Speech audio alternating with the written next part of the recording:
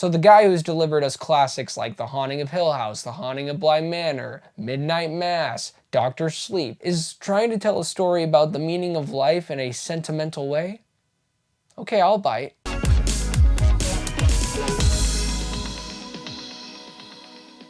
One thing that stood out to me about The Life of Chuck is hearing all the praise that it got in TIFF, but the marketing from Neon is one that kind of had my curiosity, where it really doesn't say anything at all other than people liked this and here's some shots of Tom Hiddleston and other characters smiling. Okay, let's see where this goes. So just wanted to let you know I might get into some story elements that might be deemed spoilerish, so you have been warned. This really is a movie about a man who is dying, and tied into that is the end of the world. So it's an apocalyptic film and that leans into some genres, but not in the way that you would expect, especially from director Mike Flanagan, who has given us really nothing but horror. And now, this has nothing to do with that genre. This is a dramatic end-of-the-world film that tackles big questions like, what is the meaning of life? Why am I here? Why am I on this big, beautiful blue planet called Earth? And by the end of this movie,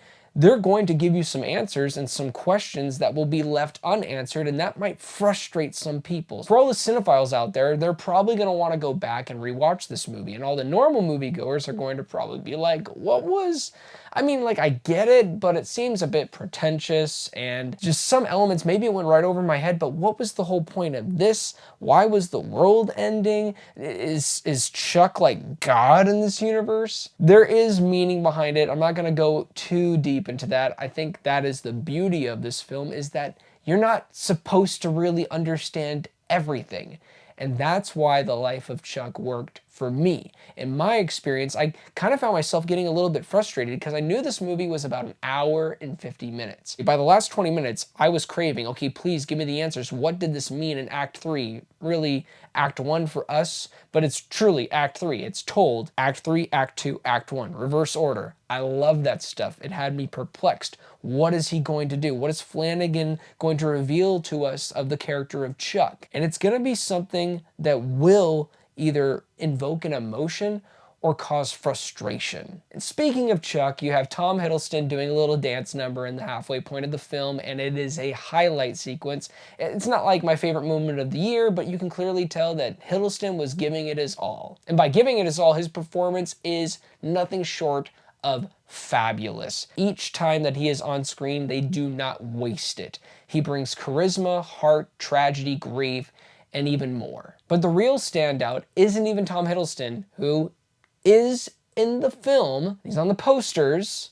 He's everywhere in the marketing. He's only in it for 20 minutes. This is still very much a Chuck film, but it's not really a Tom Hiddleston film. Really, this is more of a Benjamin Pajak film, who I believe this is his first time being on the silver screen. And dude, this kid is freaking fantastic. He brings such honesty and sweetness to every line. It's a grounded emotional anchor for the whole story. Act 3 is when Benjamin is portraying Little Chuck, because it's Little Chuck, Jacob Tremblay Chuck, who's in it for literally 5 minutes, and then Tom Hiddleston. But Benjamin, my goodness, I did not want any of his scenes to end. And that's a little bit of a detriment to my experience, because this might sound like a negative to you guys. I wish the movie was like an extra hour. It's because I was so invested in this world that I wouldn't have mind to see him dancing with his grandma, or having a life discussion with, by the way, Mark Hamill talking about math in a manner of speaking that you will be compelled by, potentially even be moved to tears with his monologue. It's that good. All these little life moments that happen with Chuck is a reminder, and makes me want to go back and experience Act 3, Act 2, Act 1, because it's all done for a purpose. And I believe right when the movie ended, The Life of Chuck did its job. It gave me just enough, but it also gave me questions like, what is the point of life? In the middle of me watching this movie, I almost wanted to leave, drive all the way back to the house, and just hug my wife and tell her that I loved her. And a movie to give me, I might tear up, a movie to do that, and it's not like I was weeping throughout the film, but to give you that sense of emotion that we really are insignificant on a timeline level, if you look at the creation of everything and you look at where you are right now, this movie will make you feel really insignificant, but also so just significant at the same time. It's really hard to explain, but it's all about feeling.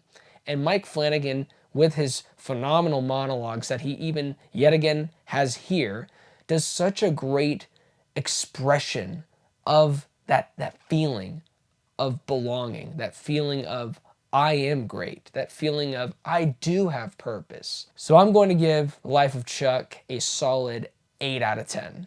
Well, thank you guys so much for watching this review. It really means a lot. Do not forget to like and subscribe, but most of all, do not forget to be blessed.